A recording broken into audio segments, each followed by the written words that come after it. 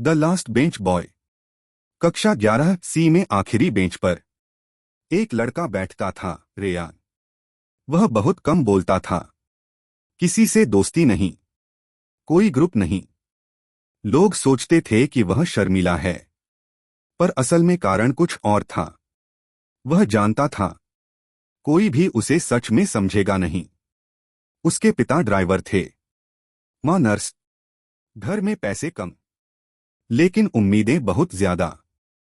रात को वह छत पर जाता, आसमान में चमकते तारे देखता और सोचता, एक दिन मैं अपनी जिंदगी खुद डिजाइन करूंगा। स्कूल में शिक्षक उसे हमेशा औसत कहते। फोकस नहीं है, सीरियस नहीं। लेकिन असली ध्यान उसके भीतर था। बस दिशा अलग थी। उसे व्यापार की दुनिया आकर्षित करती थी।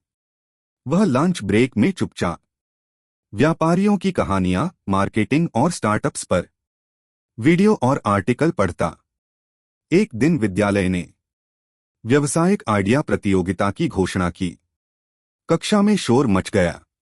सब छात्रों ने ग्रुप बना लिए। सब फैंसी स्लाइड और लोगो बना रहे थे। रेयान को किसी ने नहीं बुलाया। टीचर ने पूछा, क्या तुम किसी ग्रुप में शामिल होना चाहोगे? रेयान ने कहा, नहीं, मैं अकेला जाऊंगा। सारी कक्षा हंस दी। किसी ने कहा, अकेले क्या बना लेगा? किसी ने कहा, टीम फेल हो जाती है, यह अकेला क्या कर लेगा? लेकिन रेयान ने कोई जवाब नहीं दिया। वह हर रात टेरेस पर बैठता और 6 दिनों तक अपने आइडिया को तेज करता रहा। उसका विचार था, गांवों के युवाओं को ऐसी छोटी छोटी स्किल्स सिखाना जिनसे वे सिर्फ मोबाइल फोन की मदद से कमाई शुरू कर सकें। सिंपल, सच्चा, उपयोगी। प्रतियोगिता का दिन आया। कक्षा के सारे समूह सज-धज कर आए। रंगीन स्लाइडें, फैंसी शब्द, लेकिन अधिकांश विचार जमीन से जुड़े नहीं थे। अब बारी रेयान की थी। वह मंच पर गया। काले साधारण शर्ट में, कोई चमकदमक नहीं। स्क्रीन पर सिर्फ सरल सफेद पृष्ठभूमि और एक वाक्य। उसने स्पष्ट आवाज में कहा, भारत में करोड़ों युवा हैं जिनके पास फोन है, पर दिशा नहीं। पूरा हॉल शांत हो गया। जज उसकी सादगी से प्रभावित हुए। शिक्षक, जो उसे औसत कहते थे, उनकी आंखों में पहली बार सम्मान नजर आया।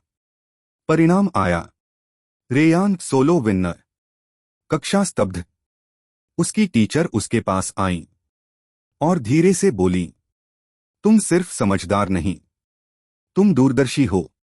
उस रात रेयान टेरेस पर गया, पर इस बार तारों को नहीं गिना। वह आसमान के पार देख रहा था। उसे साफ समझ आ गया था, शांत लोग शोर से नहीं, अपने परिणाम से बोलते हैं। और उस रात वह बहुत दिनों बाद आराम से सोया।